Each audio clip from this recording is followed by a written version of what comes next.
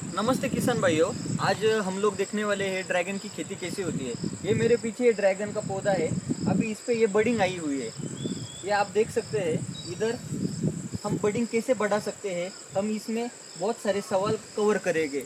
इसमें जो आप बडिंग देख रहे हैं, अभी ये मात्र 2 साल का पौधा है हमारा। हाँ। ये जो हमारा डिस्टेंस है अंदर का, ये 10 फीट अंतर है और पौधा टू पौधा हमारा 6 फीट रहता है। और ये जो ड्रैगन फ्रूट रहता है, ये पीपीटी प्लांट है। पीपीटी प्लांट माने वो जंगली पौधा है। तो इसके लिए अपन खत का व्यवस्थापन कैसे कर सकते हैं, फ्रूटिंग का सीजन कैसे होता है, 1 एकड़ खेती के लिए अपने को कितना कॉस्ट पड़ता है, और फिर इसकी मार्केटिंग कैसे की जाती है। जो अपने किसान जो रहते हैं, उनको उगाना तो पता रहता है, लेकिन उसको बेचने का किधर, वो सबसे बड़ा प्रॉब्लम रहता है। तो हमारा ये जो फसल है ड्रैगन फ्रूट की, ये जून से स्टार्ट होती है और ये लगातार 6 महीने तक चलता है। इसका फ्लैश वाइज रहता है। जो फ्लैश रहता है वो जो पहले साल मतलब जो आप अपने पहले साल जो लगाया है, वो 6 महीने तक आपको 3 टन एवरेज कम से कम देता है।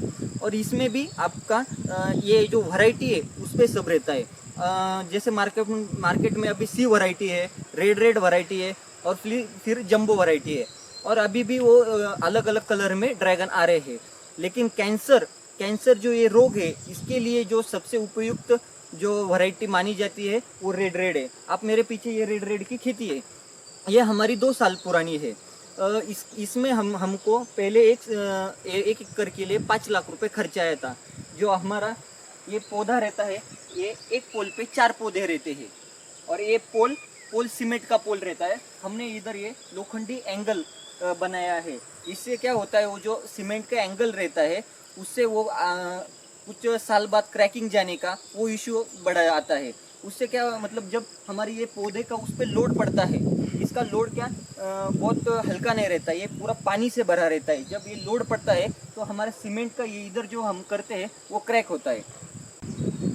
टायर जो रहता है वो मतलब अगले 20 से 25 साल तक कुछ खराब नहीं होता है। और हमारी जो ये ड्रैगन फ्रूट की खेती रहती है, अगले 25 साल तक चलती है। तो अभी बहुत सारे किसान को मेरे पास जो सवाल रहते हैं कि इस पे सर प्रॉब्लम क्या आता है, मतलब डिसीज़ क्या है।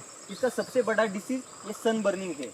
जो हमारा सूरज की रोशनी से जब अपना मार्च अप्रैल चालू रहता है, उससे हम उन्हाड़ा बोलते हैं, उसके समय ये ब्रांच खराब होती है। उसके लिए बहुत सारे उपाय किए जा सकते हैं।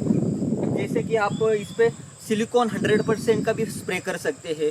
फिर ऊपर से शेडनेट, जो शेडनेट रहता है उसका शेडनेट का भी ये कर सकते हैं। या फिर मैंने अपने नए खेत में जो 1.5 एकड़ किया है, उसमें जो सन बर्निंग ना हो पौधों के लिए, इसलिए उसके अंदर चंदन की खेती की गई है।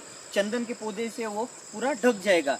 अभी ये मेरा वाला बड़ा हुआ था, इसलिए तो मैं इस साल नहीं कर पाया, लेकिन अगले महीने में मैं जून जुलाई में ये कर रहा हूँ।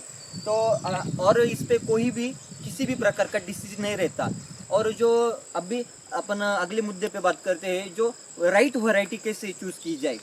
राइट वैरायटी जो अपने ये रेड है, ये रेड वैरायटी ज़्यादा दिन तक टिकती है। मतलब कटिंग के बाद 8 दिन तक वो खराब नहीं होती। और जो सी वैरायटी है वो तो उससे भी बेहतर है, वो हमको ज़्यादा फ्रूटिंग देती है। मतलब इसका 2 साल का पौधा और उसका जो 2 साल का पौधा रहता है, उसमें बहुत ज़मीन आसमान का फ़र्क रहता है। ये जो आप पौधे देख रहे हैं, इसकी जो 1 साल की ग्रोथ रहती है, वो बहुत अच्छे से पहले साल में अचीव कर लेता है। और फिर अपना जंबो आया। जंबो में मतलब मैंने तो खुद जंबो नहीं किया, लेकिन मैं जब विजिट करता हूँ तो जंबो के मुझे कुछ प्रॉब्लम दिखते हैं। तो प्रॉब्लम क्या रहता है, जो फ्रूट रहता है अपना आगे का, वो क्रैक हो जाता है। उससे हमारे मार्केटिंग के लिए हमको प्रॉब्लम आती है। और फिर उसका साइज भी बहुत बड़ा होता है। और जब मैं नासिक मार्केट में पूरा माल नासिक मार्केट को सप्लाई करता हूँ, मैंने पहले साल इससे करीब 3 से 3.5 टन माल निकाला। तो जब मैं उधर जा रहा था, तब मैंने बहुत सारे किसानों को देखा कि उनका जो जंबो का माल है वो सेल ही नहीं हो रहा था। क्योंकि उसके लिए एक बहुत बेहतरीन सा, मैं आपको एक छोटा सा एग्जांपल देता हूँ। अगर मानिए आपके खेत में, सॉरी अपने घर में सिर्फ 4 जन है और आपके सामने ये 150 रुपए के फल रखे हैं, तो आप क्या घर लेना जाना पसंद करेंगे। जो 150 रुपए में एक फल आया वो या रेड वैरायटी के 2-4 छोटे छोटे, तो बहुत सारे जो अपने मिडिल क्लास लोग रहते हैं वो रेड वैरायटी चूज करते हैं कि वो सोचते क्या है कि इसमें अपने को ज़्यादा भी मिल रहा है। ओके, तो इसलिए वो जंबो का मार्केटिंग के लिए बहुत प्रॉब्लम आता है। तो इस साल तो हमारा वाला तो हमने नासिक मार्केट को बेचा। अब भी आप देख सकते हैं इस पर छोटी छोटी सी ये बडिंग आई है। पूरे पूरे प्लॉट में हमारे अच्छी बहुत A1 क्वालिटी की बडिंग आई है। इस साल मैं माल भी नासिक को सेल करने वाला हूँ। इसके अगले साल का मैं बाई प्रोडक्ट निकालने वाला हूँ। बाई प्रोडक्ट क्या होता है, जाम फिर मिल्क शेक पाउडर वो बनाने वाला हूँ। इससे इसकी वाइन भी तैयार होती है और उस वाइन को भी बहुत अच्छी डिमांड है। तो अगला सवाल जो हमारा रहता है कि ये ड्रैगन फ्रूट कौन से सीजन में चालू होता है, तो ये जून, जुलाई, अगस्त, सितंबर, अक्टूबर, नवंबर तक चालू रहता है। दिसंबर को ये लास्ट फ्लैश रहता है। तो उसके बाद हमारा काम क्या रहता है कि ये अपना पूरा खेत का जो खरपतवार होता है वो साफ करना, उसके बाद उसको शेड नेट का इंतजाम करना। कुछ लोग तभी कर देते हैं और कुछ मार्च के बाद में करते हैं। तो हम इसमें जो अपना 10 फीट का अंतर है उसमें इंटरक्रॉपिंग भी कर सकते हैं। मतलब हमने अगर इसका अक्टूबर नवंबर तक फ्लैश लिया, उसके बाद अपन इसमें सोयाबीन, मक्का जैसे फसल भी ले सकते हैं। और जो अपना वाला रेड वैरायटी होता है उसका वाला मैक्सिमम जो फल की वेट रहता है वो 400 kg तक अपना वाला ये फल तैयार होता है। और कुछ किसान बोलते हैं कि ये ड्रैगन की खेती करना कितना तक अच्छा है और क्या साइड इफेक्ट है। तो मैं तो मतलब मेरा पूरा खेत 3 एकड़ है, मेरे पूरे 3 एकड़ खेत में पूरा ही ड्रैगन फ्रूट किया है। और मुझे इस अदर पिक से मतलब जो अपना गन्ना, गेहूँ, मक्का जो रहता है उससे ये बहुत अच्छा लगा, क्योंकि इसमें जो अपना लेबर वर्क है, लेबर वर्क 0 है। जब अपने वाले ये प्लांट इधर से ऊपर चले जाते हैं एक बार, और जब हम इससे टायर के बाहर निकलते हैं तो हमारा सिर्फ एक ही काम रहता है, छोटी सी रस्सी लेके, सुतली लेके यहाँ से बांधना। इसके बाद ऊपर का एक ही काम नहीं रहता है। इससे मेरा वाला लेबर कॉस्ट बहुत बच जाता है। हमारा नेक्स्ट पॉइंट है जो हम ये ड्रैगन फ्रूट की ये जो कली रहती है इसको ज़्यादा कैसे आने दे फांटी पे। तो उसके लिए हमारा जो इस पे मेल रहता है और एक फीमेल रहता है। मेल रिप्रोडक्शन जो हमारा प्रोसेस रहता है उसके बाद वो निकल जाता है, वो गल जाता है, वो गिर जाता है नीचे। लेकिन ये जो फीमेल बडिंग रहती है वो वैसी की वैसी रहती है। तो ज़्यादा से ज़्यादा फीमेल बडिंग कैसे लाए, उसके लिए एक उपाय ऐसा है जो हमारे पुराने कठोर पुराणों जो वेद जो हमारा वृक्ष वेद है उसमें भी इसके बारे में बताया गया है। हम बोलते हैं कि ये जो फार्मिंग है वो चाइना, जापान, वियतनाम से आई है। तो वैसा कुछ भी नहीं, ये आयुर्वेदिक में पहले भी इसका बहुत उपयोग हो चुका है।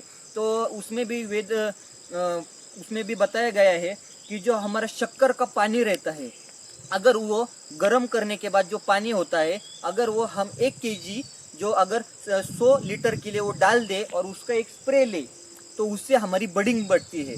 और मैंने उसका भी प्रयोग करके देखा है, उसका भी मुझे बहुत बेहतरीन तरह से रिजल्ट मिला है। और ये जो बडिंग रहती है वो मेल और फीमेल रहती है। और जब इसका फ्लावर मतलब फ्लावरिंग हो जाता है तो उसमें हमारी जो मधुमक्खी रहती है वो रिप्रोडक्शन सिस्टम का काम करती है, रिप्रोडक्शन प्रोसेस करती है। तो उसके लिए हम कुछ किसान हमारे इधर ऐसे भी है जो मधुमक्खी की जो पेटी रहती है ना वो लेके आते हैं। उससे क्या होता है, वो अगर उनके पास, अभी मेरे पास तो पीछे पूरा जो अपन इमली का खेती बोलते हैं, पूरी इमली की खेती है मेरे बगल में। तो उधर भी मधुमक्खी, इधर मेरे पास ज़्यादा फॉरेस्ट फार्मिंग है इसलिए मधुमक्खी का प्रमाण बहुत अच्छा है। लेकिन किसी किसान के पास क्या होता है, मधुमक्खी का उनके खेत में आना जाना ही नहीं रहता। वो क्या उसके लिए वो पेटी लाते हैं। और दूसरा उसके बाद वो और एक स्टॉपिंग प्रोसेस बोलते हैं। स्टॉपिंग प्रोसेस क्या रहती है, जब आप मेरा ये ब्रांच देख सकते हैं, आगे से मैंने कट किया है। ओके, जब आप ये फ्रूटिंग के टाइम पे कट करते हो, इधर से चार उंगलियां छोड़ के इधर जब कट करते हो तो अपना इधर फ्रूट आता है। वही अगर आपने अक्टूबर, नवंबर, दिसंबर के बात किया तो उसमें हमारे अच्छे से ब्रांचेस खुलने लगते हैं। आप मेरे पीछे ये देख सकते हैं, अभी ये हमारी ये कंप्लीट 1.5 साल के पौधे की ग्रोथ है। 1.5 साल के माने ये बहुत अच्छे से ग्रोथ की गई है।